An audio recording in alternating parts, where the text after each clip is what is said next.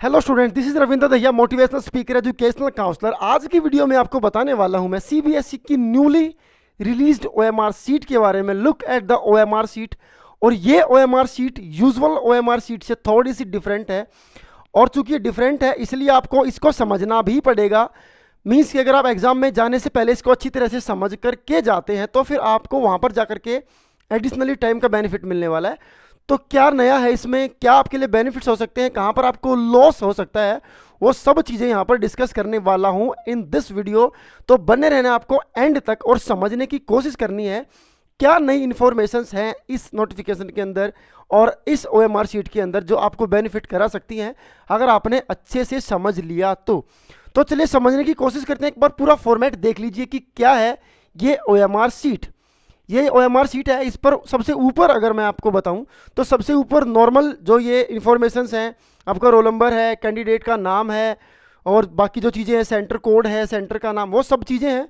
वो नॉर्मली जब आपका एग्ज़ाम ओएमआर सीट पे नहीं भी होता था, इवन तब भी ये चीज़ें आपको फिल करनी ही करनी होती थी। अब नया क्या है, नए को समझिए। सबसे पहले पुरानी ओएमआर सीट में या नॉर्मल ओएमआर सीट में क्या पैटर्न होता है, इधर क्वेश्चन नंबर लिखे रहते हैं। मान लीजिए क्वेश्चन नंबर 1 2 3 करके ऐसे लिखे हुए हैं, इधर इसके 4 रिस्पॉन्स के ऑप्शंस लिखे रहते हैं। ठीक है, जैसे 1 2 3 4 करके ऑप्शंस लिखी हुई हैं। तो ये मान लीजिए ऑप्शन ए है, बी है, सी है, डी है सॉरी। इनमें से आपने क्वेश्चन पढ़ा, क्वेश्चन नंबर 1 आपने पढ़ा, उसकी 4 ऑप्शंस भी आपने पढ़ी। कोई एक ऑप्शन आपको, जाहिर सी बात है, आपका रिस्पॉन्स रहेगा कि भैया मेरे हिसाब से इसका जो आंसर है वो बी होना चाहिए। तो यूजुअली आप क्या करते हैं, इस बी को आपने इस सर्कल को डार्क कर देंगे, गोला भर देंगे। तो फिर ओएमआर जो रीडर मशीन होती है उसके ऊपर पेपर चेक होता है और वो बी ऑप्शन को सही मान लेगी आपका।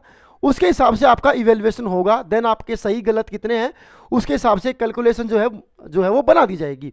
देन अभी क्या है, अभी एक बार ये देख लीजिए आप, look at the block, look at the box. तो साइड में, अभी मैं आपको ये ब्लैक बोर्ड पर समझा रहा हूं मैं प्रैक्टिकली, तो साइड में बॉक्स दिए गए हैं। इन बॉक्स में भी क्या करना है आपको, इन बॉक्स में you have to write your response.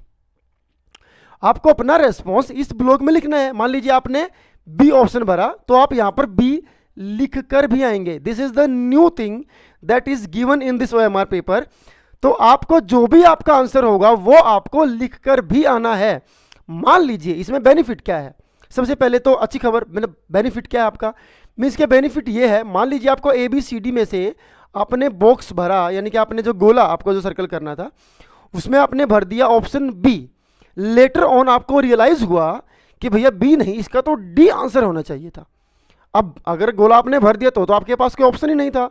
Usual जो एमआर सीट होती है उसके अंदर तो आपके पास कोई ऑप्शन ही नहीं होती है कि आप उसको करेक्ट कर सके, फ्लूइड लगा सके या कुछ और कर सके। तो वहां पर आप क्या करेंगे, अब वहां तो कुछ ऑप्शन नहीं है लेकिन यहां पर ऑप्शन है।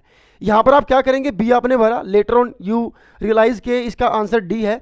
तो जब आप रिस्पॉन्स लिखेंगे वो रिस्पॉन्स आपका फाइनल सबमिशन माना जाएगा उस क्वेश्चन के अंदर।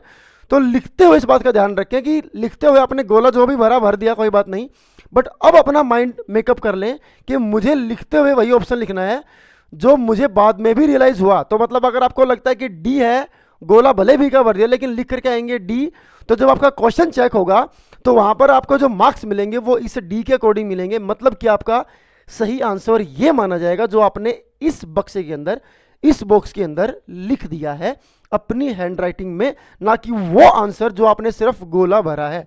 तो मतलब गोला भरना इतना मैटर नहीं करेगा जितना मैटर जो आप लिख करके आएंगे वो करेंगे। अब दूसरी बात जो आपके लिए नेगेटिव है, सपोज कीजिए आपने सारे गोले भर दिए और आप बॉक्स में लिखना भूल गए। सपोज कीजिए आपने गोले तो सब भर दिए लेकिन बॉक्स के अंदर आपने आंसर लिखा नहीं। तो माय डियर स्टूडेंट्स, आपके पेपर के वो सारे क्वेश्चन अनअटेम्प्टेड समझे जाएंगे और आपको उनके मार्क्स नहीं मिलेंगे। मतलब कि बॉक्स के अंदर लिखना बड़ा जरूरी है। अल्टीमेटली आपको बॉक्स के अंदर अपना रिस्पॉन्स लिख करके देना ही देना पड़ेगा। ये तो थी बॉक्स की बात कि चलिए अगर आपने गोला भरा है उसको लिख कर बता देंगे। अभी जो नया और भी नया, एक और नया पैटर्न जो इसके अंदर आया वो है दैट इज ये हैशटैग। अब ये हैशटैग क्या करेगा, इस हैशटैग में इधर भी क्वेश्चन नंबर लिखे हुए हैं, जैसे फ्रंट साइड में लिखे हुए हैं ऐसे ही इधर हैशटैग में भी लिखे हुए हैं। अब ये हैशटैग जो है वो गोले बने हुए हैं। अब आपको क्या करना है, मान लीजिए आपने गोला भी भर दिया, इसका रिस्पॉन्स भी लिख दिया, फिर आपको रियलाइज हो गया ओ माय गॉस ये तो गड़बड़ हो गई, मैं तो चाहता ही नहीं था ये वाला क्वेश्चन अटेम्प्ट करना, मुझे तो ये वाला क्वेश्चन अटेम्प्ट करना था और मैंने इसका भी आंसर लिख दिया। अब मुझे 60 में से कोई 50 करने हैं, तो इसका मतलब कोई ना कोई 10 क्वेश्चन तो आपको स्किप भी करने होंगे। अब वो कौन से क्वेश्चन आपको स्किप करने हैं वो भी समझने वाली बात है। तो बोर्ड कहता है कि भैया जो भी क्वेश्चन आप चाहते हैं, बाद में भी आपको रियलाइजेशन होता है, बाद में आपकी बुद्धि जाग उठती है और आपको रियलाइज होता है कि नहीं मुझे ये वाले 10 क्वेश्चन नहीं चाहता मेरे चेक हो। क्या करूंगा उस कंडीशन में? जिन जिन क्वेश्चन को मैं चाहता हूं ये चेक ना हो, अटेम्प्टेड ना काउंट करे जाएं, अटेम्प्ट में काउंट ना करे जाएं, क्योंकि 60 में से अल्टीमेटली 50 अटेम्प्ट करने हैं तो 50 अटेम्प्ट ही आपके काउंट होंगे। लेकिन आपने 60 अटेम्प्ट कर दिए तो पहले 50 को अगर अब उन्होंने चेक कर दिया तो क्या करेंगे? तो आप बीच के तो 10 आपको लगता है ये मेरे अटेम्प्ट नहीं माने जाएं, तो उन हैशटैग्स को आप भर दीजिए। मतलब कि अगर मान लीजिए आपने ये हैशटैग वाला फर्स्ट नंबर क्वेश्चन भर दिया तो इसका मतलब भले ही आपने यहाँ पर लिखा है, भले ही आपने गोला भरा है, लेकिन ये क्वेश्चन आपका चेक नहीं होगा, ये क्वेश्चन अटेम्प्ट ही नहीं आपका माना जाने वाला है। तो ये दोनों चीज़ें हैं, ये इस बार के एग्जाम में बिल्कुल लेटेस्ट हैं, जो अमूमन आज तक किसी एग्जाम में, कॉम्पिटिटिव एग्जाम में या जो भी OMR बेस्ड पेपर होते हैं उनमें ऐसा देखने को नहीं मिलता है। कुछ जनरल सी इंफॉर्मेशन है, जैसे आप ब्लैक या ब्लू बॉल पेन का ही आपको यूज़ करना है, दो गोले आपने भरने नहीं है, 2 आप भरते हैं तो फिर वो अटेम्प्ट तो माना जाएगा लेकिन वो इनकरेक्ट माना जाएगा, मतलब वो गलत ही उसका आंसर होगा। एक बात का ध्यान रखें कि गोले भी जरूर भर के आएँ, बट उससे भी जरूरी आप लिख करके जरूर आएँ जो भी आपका फाइनल सबमिशन है।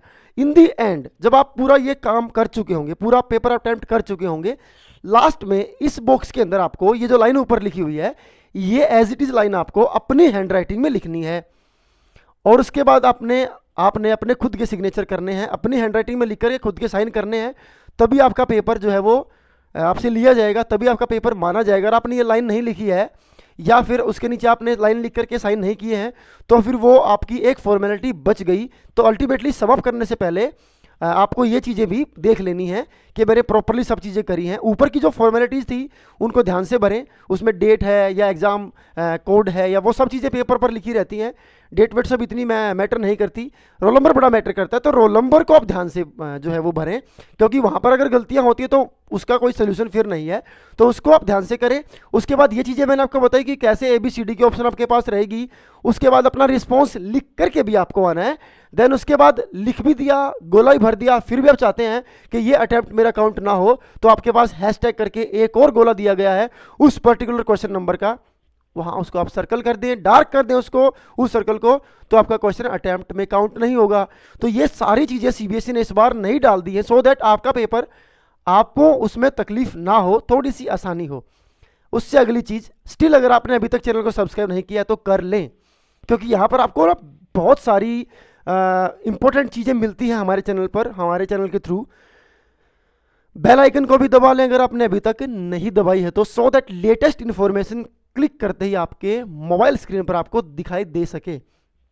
If you like our content तो आप अपने फ्रेंड सर्कल में शेयर करें, लाइक करें, सो दैट उनको भी कुछ बेनिफिट मिले। और अगर आपके कोई सजेशन है तो वो कमेंट करके जरूर बताएं, सो दैट उनको अगली जो भी वीडियो हमारी रहेंगी उस कंटेंट में आपके सजेशंस को भी हम लोग ऐड ऑन कर सके। तो thanks for watching our videos. I hope कि ये इन्फॉर्मेशन इस इन्फॉर्मेशन ने आपको कनेक्ट किया होगा, समझ में आपको आई होगी। तो इन सब बातों का ध्यान रखना है, अच्छी तरह से एग्जाम अटेम्प्ट करके आना है और अच्छे मार्क्स लेने हैं। Thank you for watching our videos guys, thank you.